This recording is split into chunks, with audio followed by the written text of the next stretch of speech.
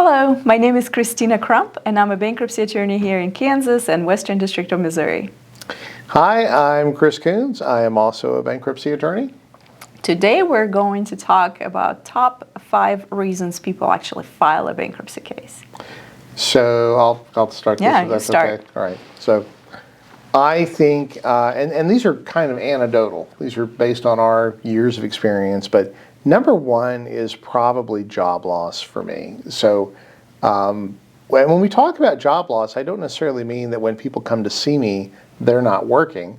I mean that sometime in the past, usually in the past couple of years, they lost their job, they had a place of employment that went under, but somehow they went unemployed for a period of time, and during that period of time, they dug a hole that they could not get out of. So while they were trying to get back to work, while they were trying to find new employment, sometimes they had to borrow money in order to stay afloat.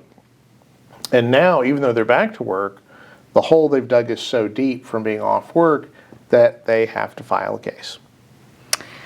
Number 2 is probably separation and divorce. So a lot of times when our people come into our office, we hear the story of how everything was fine and the finances were in top shape and everybody had a 700, 800 credit score, but then there was a divorce. A lot of times we have 2 incomes, together supporting the household, and that allows for people to have a lot more debt than they would individually. So when we have a loss of income or when the household separates into 2, you now have to worry about paying your own rent, maybe have a separate vehicle payment and utility bills. So not only is the income less, the expenses sometimes become more. Sometimes there are issues with paying alimony or child support as well. So everything just becomes more expensive, and a lot of times people just cannot continue servicing their debts. Now, we've kind of heard this called the 2-income trap sometimes, where when people are together, they will borrow more money or they'll incur more debt because the household can cover that. Is that correct? Right. Correct. And so then the separation comes, and now we suddenly can't service the obligations.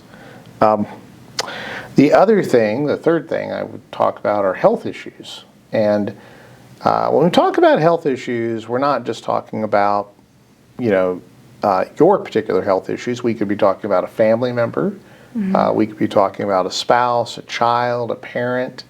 But often we'll see people come in and say, well, I have accumulated this debt because I had an injury, I had an accident, I got sick.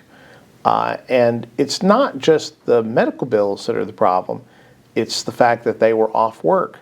Sometimes we'll have people with an elderly parent, and they'll take off work because they're taking care of their elderly parent, sometimes down the stretch of that parent's life, and they want to be there. And so by doing this, they end up in a position where they can't cover outstanding obligations or debts. Sometimes they have to incur a lot of additional debt. And then those health issues put them in a position where ultimately they're going to need to file a bankruptcy. I have a lot of clients who come in and they actually paid their medical bills with credit cards in order to continue to receive care. And so I think a lot of our clients actually have to file bankruptcy because of the medical issues, whether it's direct medical bills or kind of indirect expense, like you were talking about. Oh, that's absolutely true. Number 4 is garnishments. So garnishments, at least in Kansas, and Missouri is a little bit different, but in Kansas, a creditor that has a judgment against you can garnish up to 25% of your wages. Now, there are some limitations on that, so if you are making minimum wage, there will be some protections there, so they cannot take everything. But most of the time, like if you're making at least $15, $20 an hour, expect a 25% garnishment. They say up to 25%, but in our experience, most creditors will want 25%, and they usually do not negotiate that down unless you have some kind of other circumstances where the judge or the court might allow you to get a lower amount, which is, again, very unlikely. So garnishments put people in an absolute bind immediately. Imagine, taking 25% of your wages suddenly. You typically don't get the notice of that until it already happened. Sometimes your employer will give you a heads up and tell you, like, hey, your next check is going to be short. But a lot of times what that means is people absolutely, have to scramble to pay rent, utilities, food. So it becomes an absolute nightmare for your household's cash flow. Now, imagine garnishments. There are garnishments by credit card companies or medical bills, but then there are also garnishments by, say, IRS or Kansas Department of Revenue or by tax authorities. They're not bound by the 25% rule. I think we've seen garnishments as high as the entire check, but most of the time it's like half of your check to really get your attention. Now those are pretty devastating. Those are an emergency. We treat all garnishments in our office as an emergency, and so if bankruptcy is something you might have to do. And a lot of times when you are getting garnished, it's because you really cannot afford to serve your debts, and bankruptcy is probably the only solution that you have at that point. Yeah, I think in most of the cases where we see a garnishment, garnishments are often far less about how much total debt do I have and far more about how much is going out the door. It's a 25% garnishment, but you're paying the taxes on the 25% that they're getting. And in addition to the wage garnishments, you could also see a bank account garnishment. Now, are they limited on how much money they can take out of your bank account? Well, not anymore. For a moment here in Kansas, there was a Kansas Supreme Court decision that actually limited the amount of money the creditor could take out of your bank account if the source of that money was from wages. But that did not get overturned. That actually got written out by the legislature, and they removed the language. I know they removed the language that was protecting some of the consumers. You're telling me that the Kansas legislature made it easier to garnish people's money? Yes, they did. And wait, let's hear that again. How much can they take? 100%. And they can do both. I believe that there is nothing that stops them from garnishing your wages and then getting any money in the bank account as well. Now, there are certain types of income that's completely protected by law. So if you're getting Social Security, unless you owe taxes or student loans, nobody can really, or some kind of other federal debt, nobody can touch that money. What if you are commingling Social Security funds with your wages? That becomes difficult. Then I think you have to prove that the money, the source of income or the source of money in the bank account was from Social Security and nothing else, which if you're commingling, it's practically impossible. So. Short answer, go see a bankruptcy attorney. Go see a bankruptcy attorney, right? Okay. If you're getting garnished, go see a bankruptcy attorney because there's a reason you're in that position. Usually there's just not enough money coming in the door, and there are ways to fix it, and they're a lot easier than you might realize. So the fifth thing that drives people in, and if you're noticing a theme, a lot of these things are a little related. Sure. Related.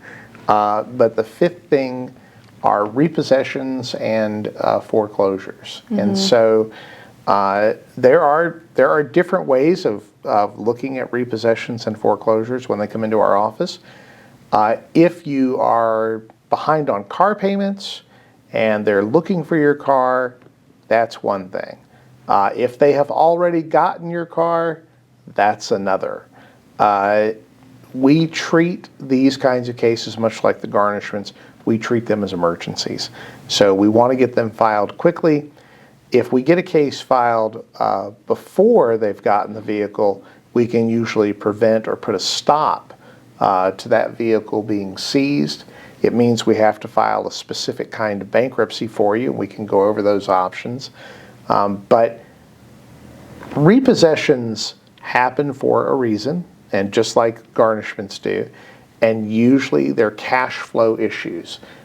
Sometimes it was a job loss, sometimes it was a health issue, sometimes it was a garnishment, but there was something else usually that got people behind on their payments.